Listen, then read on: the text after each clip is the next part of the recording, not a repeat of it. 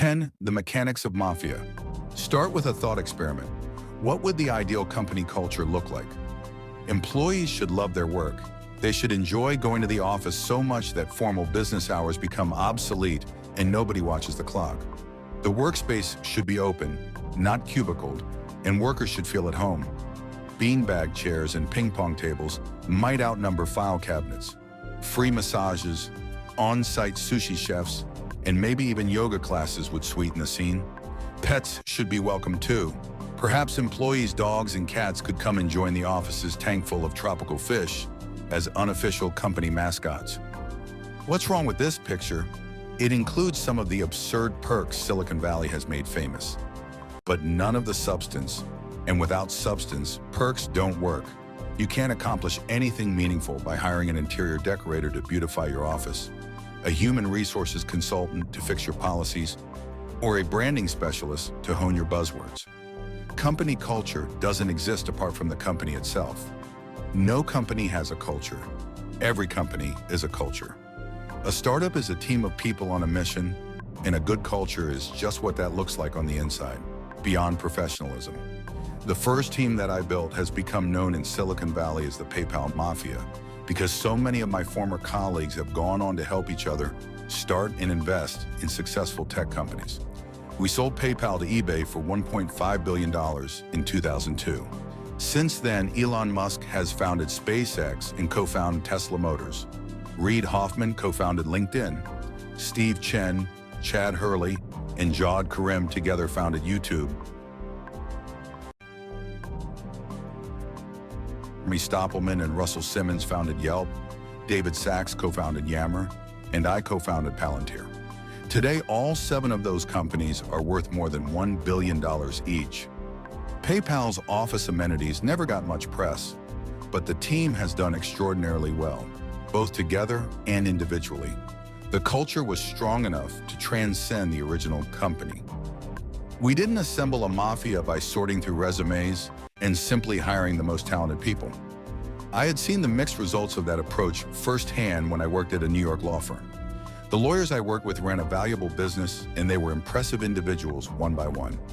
But the relationships between them were oddly thin. They spent all day together, but few of them seemed to have much to say to each other outside the office.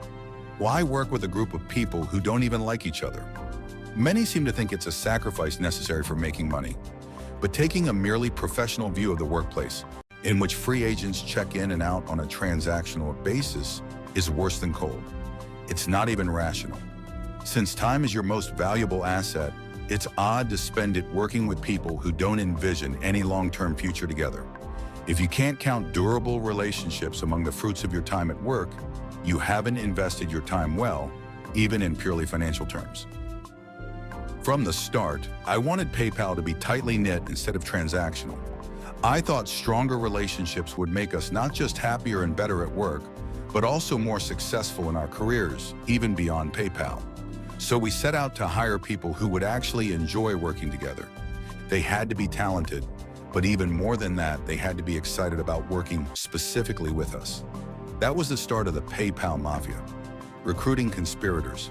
Recruiting is a core competency for any company. It should never be outsourced. You need people who are not just skilled on paper, but who will work together cohesively after they're hired.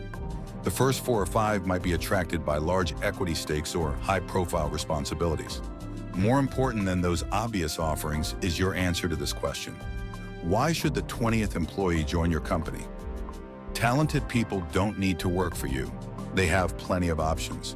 You should ask yourself a more pointed version of the question. Why would someone join your company as its 20th engineer when she could go work at Google for more money and more prestige? Here are some bad answers. Your stock options will be worth more here than elsewhere. You'll get to work with the smartest people in the world. You can help solve the world's most challenging problems. What's wrong with valuable stock, smart people, or pressing problems? Nothing. But every company makes these same claims, so they won't help you stand out. General and undifferentiated pitches don't say anything about why a recruit should join your company instead of many others. The only good answers are specific to your company, so you won't find them in this book. But there are 2 general kinds of good answers. answers about your mission, and answers about your team. You'll attract the employees you need if you can explain why your mission is compelling, not why it's important in general, but why you're doing something important that no one else is going to get done. That's the only thing that can make its importance unique. At PayPal, if you were excited by the idea of creating a new digital currency to replace the US dollar, we wanted to talk to you. If not, you weren't the right fit. However, even a great mission is not enough. The kind of recruit who would be most engaged as an employee will also wonder, are these the kind of people I want to work with? You should be able to explain why your company is a unique match for him personally. And if you can't do that, he's probably not the right match. Above all, don't fight the perk war. Anybody who would be more powerfully swayed by free laundry pickup or pet daycare would be a bad addition to your team. Just cover the basics like health insurance and then promise what no others can: the opportunity to do irreplaceable work on a unique problem alongside great people.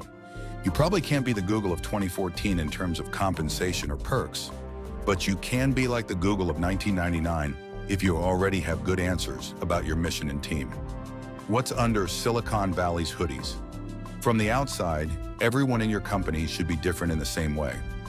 Unlike people on the East Coast who all wear the same skinny jeans or pinstripe suits depending on their industry, young people in Mountain View and Palo Alto go to work wearing t-shirts. It's a cliche that tech workers don't care about what they wear. But if you look closely at those t-shirts, you'll see the logos of the wearers' companies, and tech workers care about those very much. What makes a startup employee instantly distinguishable to outsiders is the branded t-shirt or hoodie that makes him look the same as his coworkers.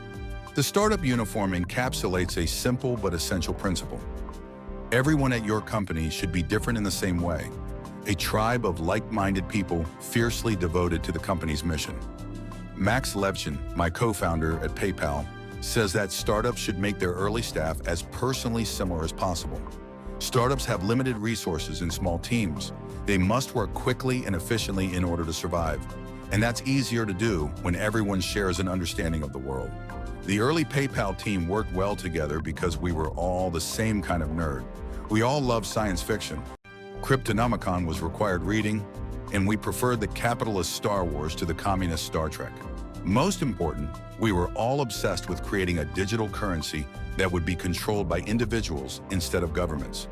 For the company to work, it didn't matter what people looked like or which country they came from, but we needed every new hire to be equally obsessed. Do one thing. On the inside, every individual should be sharply distinguished by her work. When assigning responsibilities to employees in a startup, you could start by treating it as a simple optimization problem to efficiently match talents with tasks. But even if you could somehow get this perfectly right, any given solution would quickly break down. Partly that's because startups have to move fast, so individual roles can't remain static for long. But it's also because job assignments aren't just about the relationships between workers and tasks.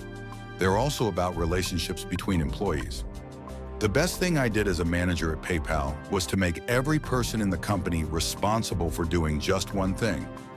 Every employee's one thing was unique, and everyone knew I would evaluate him only on that one thing.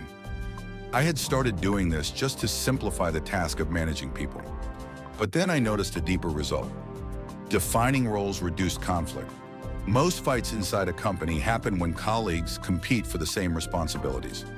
Startups face an especially high risk of this, since job roles are fluid at the early stages. Eliminating competition makes it easier for everyone to build the kinds of long-term relationships that transcend mere professionalism. More than that, internal peace is what enables a startup to survive at all. When a startup fails, we often imagine it succumbing to predatory rivals in a competitive ecosystem. But every company is also its own ecosystem, and factional strife makes it vulnerable to outside threats. Internal conflict is like an autoimmune disease. The technical cause of death may be pneumonia, but the real cause remains hidden from plain view, of cults and consultants. In the most intense kind of organization, members hang out only with other members. They ignore their families and abandon the outside world. In exchange, they experience strong feelings of belonging and maybe get access to esoteric truths denied to ordinary people. We have a word for such organizations: cults. Cultures of total dedication look crazy from the outside, partly because the most notorious cults were homicidal. Jim Jones and Charles Manson did not make good exits. But entrepreneurs should take cultures of extreme dedication seriously. Is a lukewarm attitude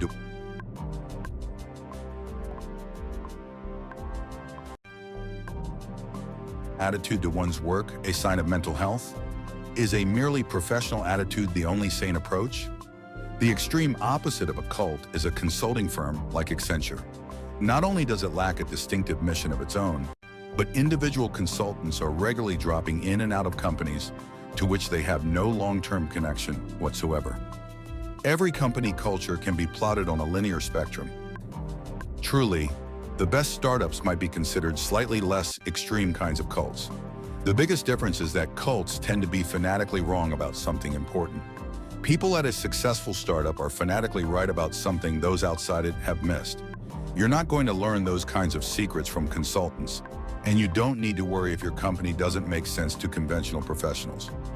Better to be called a cult or even a mafia